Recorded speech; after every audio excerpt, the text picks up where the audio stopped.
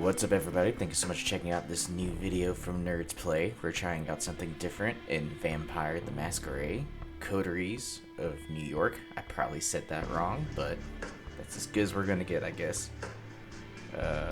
This, I think, is just a story-based text game, so I don't think there's gonna be a lot of action, so to speak, on here, but, you know how it is. I get these games sometimes, and they're always random sets of stuff, so might as well give it a try. Figured why not? Something different, so let's just hop in.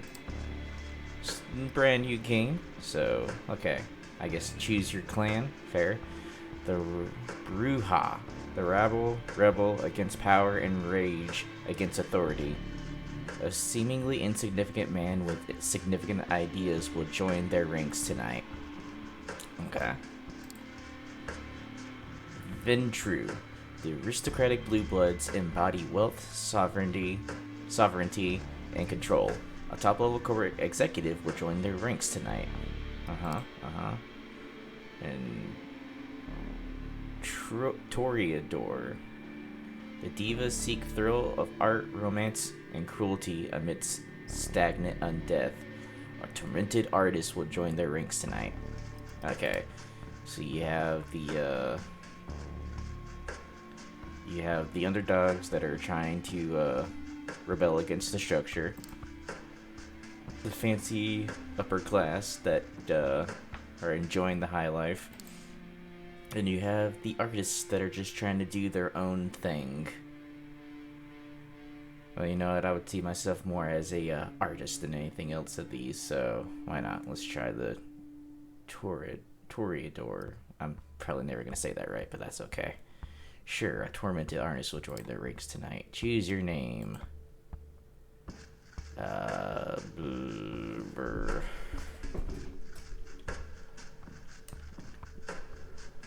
lot of responsibility. Nerdz. Yeah.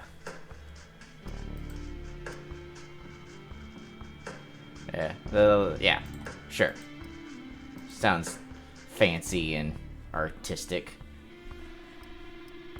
We'll just, yeah. Sure. Why not? New York taught me to believe in fate.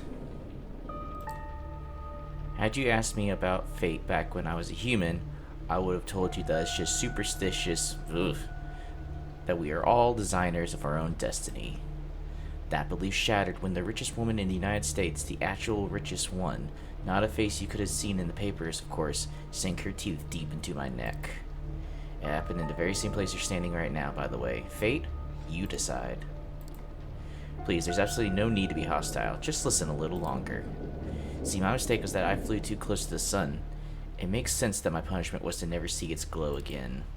I was incandescent myself. I was hot stuff. I had it all. Money, looks, confidence, connections, men, women, a career, and a spark in my eye. The one you need to be born with. And that's when someone far more powerful than me saw my radiance and thought, that won't do. She robbed me of the light. She robbed me of the light erupting from within and gave me a subtle, endearing gleam in its place. She decided that it would fit me much better. She was a 9th generation kindred just like you, an apex predator.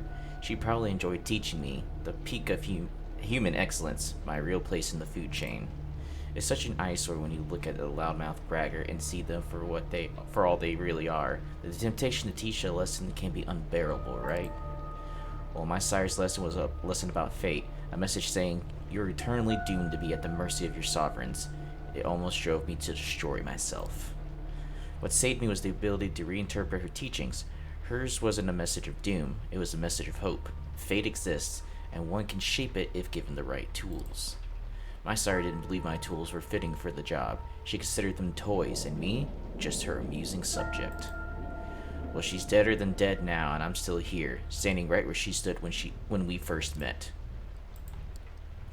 You might have wondered how I've learned about your arrival at 2 JFK Airport.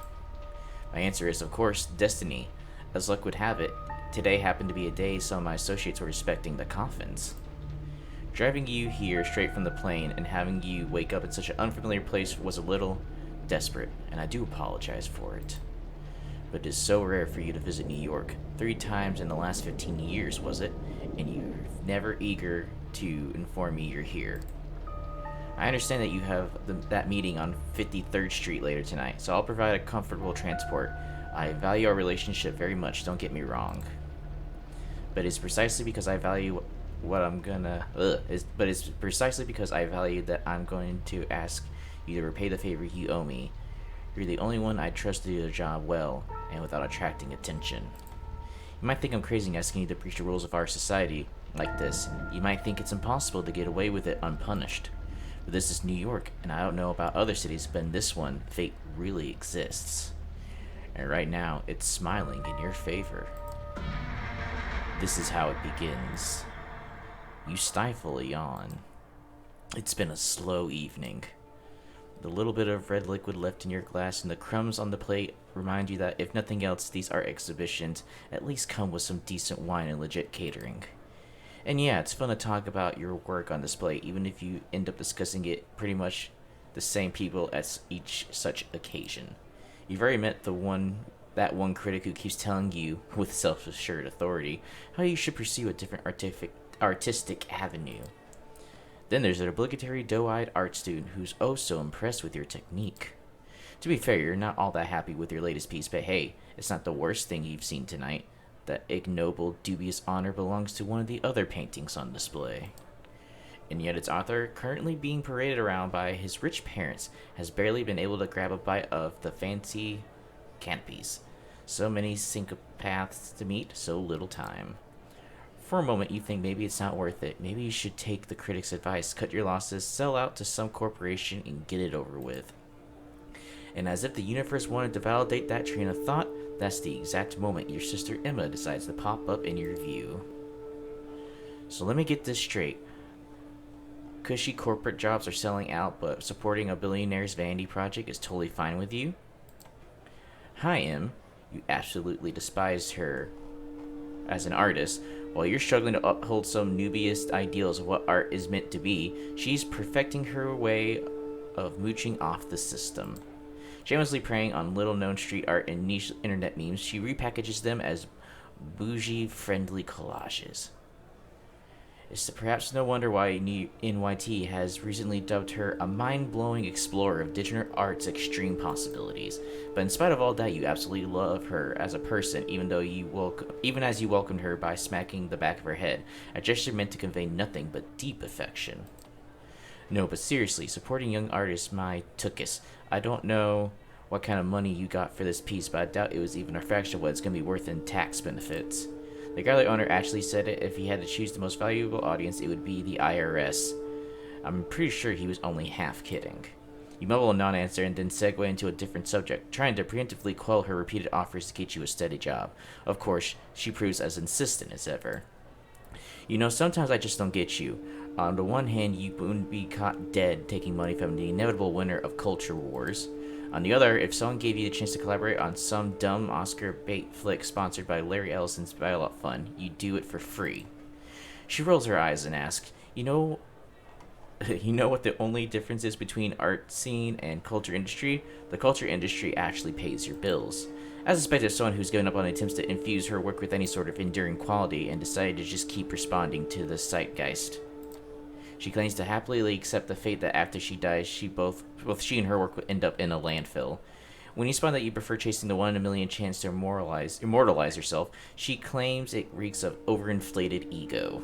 Slowly but surely, you move on to more agreeable topics. Your plans to finally get hammered tonight, or the most recent crop garbage Netflix show your friends had tricked you into trying out. Alright, gotta go. I've got a date. She peeks at a bunch of middle-aged men in expensive suits who have stopped pretending to care about the exhibition and are exchanging the worst lecherous jokes they've got in their stale repertoire. Have fun with your friends, class traitor. She gives you a hug and heads for a nearby elevator. There goes the pleasant part of the evening. Still, you decide to delay the inevitable and catch a quick smoke break. Truth be told, people aren't exactly lining up to chat about your work anyway. As you leave your post, you start tapping your pockets in search of a lighter. Instead, you find a $100 bill you're absolutely sure wasn't there before. Jesus Christ, Demi, you're the worst and the best. You can feel your cheeks turn red, but you gratefully put the money in your wallet and move outside. When you reach the balcony, you look out at New York City and light the second to last cigarette left in the pack. You're alone. It's not silent. The metropolitan hum is ever pleasant, even this high up, but it's a good deal more intimate than what's behind your back. You lean over the railing and look down. The streetlights beckon more than unusual. In your mind's eye, you see yourself as your final artwork, beautifully splattered all over the pavement. Working title: The Illusion of Grandeur. The author: a brilliant artistic soul, crushed by the unfeeling reality, gone too soon. You chuckle and flick the cigarette into the air. Freshened up by the night's cool breeze, you squeeze back into the stuffy interior. You barely make it a few steps before lethargy sets back in. It's like you never left. Still, something in the room feels different. Your eyes are drawn to a handsome young man, neatly dressed and groomed, exuding an air of true artiste. And the best part? He's intently looking at your painting. The gallery is almost like an art installation itself now. People standing in silent awe. The guy like a beacon drawing everybody's hushed conversations about the guests. Hushed conversations about the guests can be heard from every corner of the gallery. Your heart is pounding with excitement, and you approach, feeling like a kid trying to get close to a deer in the woods, but afraid you'll scare it away. The man turns to you, and you stop in your tracks, entranced. So this is one of your pieces.